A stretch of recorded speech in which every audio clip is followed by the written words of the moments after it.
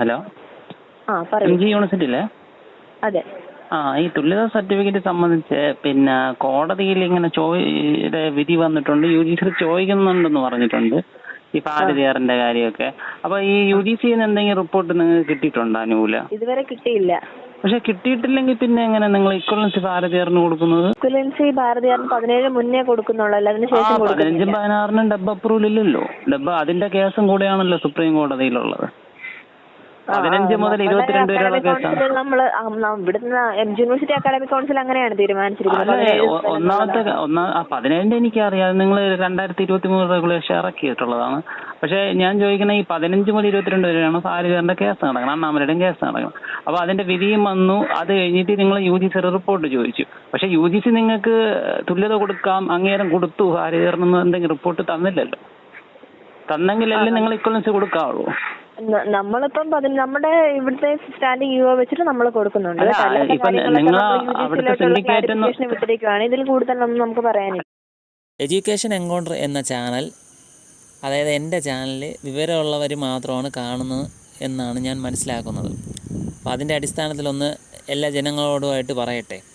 MG സർവകലാശാല പറയുന്നത് supreme കോടതിയിൽ നിന്ന് ഫെബ്രുവരി 9 ഫൈനൽ വിധി വന്നിട്ടുണ്ട് ഭാരതിയാർ സർവകലാശാല സംബന്ധിച്ച്. എന്നിട്ട് UGCക്ക് ഇവർ കത്തയച്ചിട്ടുണ്ടെന്ന് പറയുന്നു. UGCക്ക് കത്തയച്ചു എന്ന് മാത്രമേ പറയുന്നുള്ളൂ. UGC അവർക്ക് തിരിച്ച് റിപ്പോർട്ട് കൊടുത്തിട്ടില്ല. തുല്യത സർട്ടിഫിക്കറ്റ് കൊടുക്കാനോ അല്ലെങ്കിൽ 15-നും 16 അക്കാഡമിക് ഇയറിൽ അംഗീകാരം കൊടുത്തുകൊണ്ടൊന്നും റിപ്പോർട്ടൊന്നും MG പറയുന്നത് ഞങ്ങൾ സുപ്രീം കോടതിയുടെ വിധി വന്നിട്ടുണ്ട്, ഞങ്ങൾ UGCക്ക് കത്തയച്ചിട്ടുണ്ട്, അതിൻ്റെ അടിസ്ഥാനത്തിൽ ഭാരതിയാറിന് ഇക്വലൻസി കൊടുക്കുന്നു എന്നാണ് പറയുന്നത്. അത് എന്ത് ലോജിക്കാണ് ഇവിടെ ഇരിക്കുന്നത്? അങ്ങനെയാണെങ്കിൽ പിന്നെ മെയിൻ പെറ്റീഷണർ അണ്ണാമലയിൽ പഠിച്ചവർക്കും കൊടുക്കണം ഇക്വലൻസി. UGC ആണോ സിൻഡിക്കേറ്റ് ആണോ വലിയ ആൾക്കാർ? UGC നിയമങ്ങളാണ് സർവകലാശാലകൾ പാലിക്കേണ്ടത്. സുപ്രീം കോടതി വിധി വന്നിട്ട് UGC ഇതുവരെ യാതൊരു പോസിറ്റീവ് മറുപടിയും പറഞ്ഞിട്ടില്ല. കേസിലിരിക്കുന്ന അണ്ണാമലയ്ക്കും ഭാരതിയാറിനും മറ്റ് യൂണിവേഴ്സിറ്റികൾക്കും അംഗീകാരം ഉണ്ടെന്ന്. എന്തടിസ്ഥാനത്തിലാണ് ഇവർ ഇക്വലൻസി കൊടുക്കുന്നത്? സിൻഡിക്കേറ്റ് എന്ന് പറഞ്ഞ UGCനെക്കാട്ട് മുകളിലോട്ടുള്ള ആൾക്കാരാണ്, വേറെ ഒന്നുമല്ല.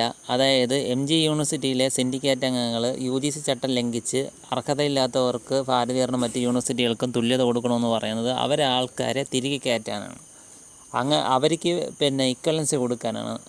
അതായത് ഭാരതിയാർ പോലുള്ള യൂണിവേഴ്സിറ്റികളിൽ നിന്ന് പൈസയും വാങ്ങിച്ചിട്ട് കൈക്കൂലി വാങ്ങിച്ചിട്ട് അവർക്ക് ഇക്വലൻസി കൊടുക്കുകയാണ് ഇവരെ മെയിൻ പരിപാടി. UGC ചട്ടങ്ങൾ ലംഘിച്ച് ഇവർ ഇക്വലൻസി കൊടുക്കട്ടെ, തുല്യത കൊടുക്കട്ടെ, അതിന് ഞങ്ങളെതിര് പറയുന്നില്ല. പക്ഷേ സുപ്രീം കോടതി വിധി വന്നു 1. 2 UGC 15 മുതൽ 22 വരെ അംഗീകരിച്ചു എന്ന് പബ്ലിക് ഓർഡർ ഇറക്കട്ടെ. എന്നിട്ട് യൂണിവേഴ്സിറ്റികൾക്കെല്ലാം അവർ പിന്നെ ലെറ്റർ അയച്ചു കൊടുക്കട്ടെ. അതിന് ശേഷം ഇവർ MG യൂണിവേഴ്സിറ്റി തുല്യത കൊടുക്കട്ടെ.